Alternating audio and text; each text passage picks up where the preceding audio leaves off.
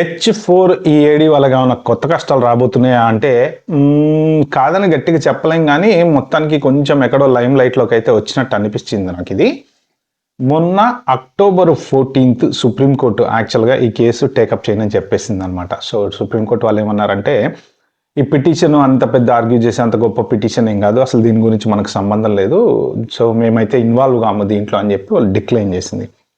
Supreme court దాకా ఎందుకు వెళ్ళింది అంటే దీని మీద యాక్చువల్గా సేవ్ జాబ్స్ యుఎస్ఏ అనేటువంటి ఆర్గనైజేషన్ వాళ్ళు లోయర్ కోర్ట్స్లో ఫైట్ చేస్తున్నారనమాట. అంటే ఇది యాక్చువల్గా యుఎస్ ఎంప్లాయీస్ ఎవరైతే ఉంటారో అంటే లోకల్ అమెరికన్స్కి ఒక పెద్ద థ్రెట్ అవుతుంది. H1B స్పౌజెస్కి ఇచ్చేటువంటి ఈ అవకాశం వలన వేరే వాళ్ళకి జాబులు రాకుండా పోతున్నాయి. సో H1B వాళ్ళు జాబ్ చేసుకుంటున్నారు, వాళ్ళ స్పౌజ్లు జాబ్ చేసుకుంటున్నారు, వైస్ వర్సా, వైఫ్ అయితే వైఫ్, హస్బెండ్ అయితే హస్బెండ్.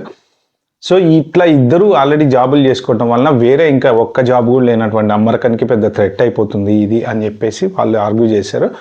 బట్ లోయర్ కోర్ట్స్లో వాళ్ళు ఏం చెప్పారు అంటే మీ ఆర్గ్యూమెంట్ అంత క్రెడిబుల్గా అనిపించట్లేదు, మీ దీనివల్ల వీళ్ళకి ఇది H4 వాళ్ళకి జాబులు ఇవ్వడం వలన అమెరికన్ లోకల్స్కి జాబ్ దొరకట్లేదు అని మీరు క్రెడిబుల్గా ప్రూవ్ చేయలేకపోతున్నారు.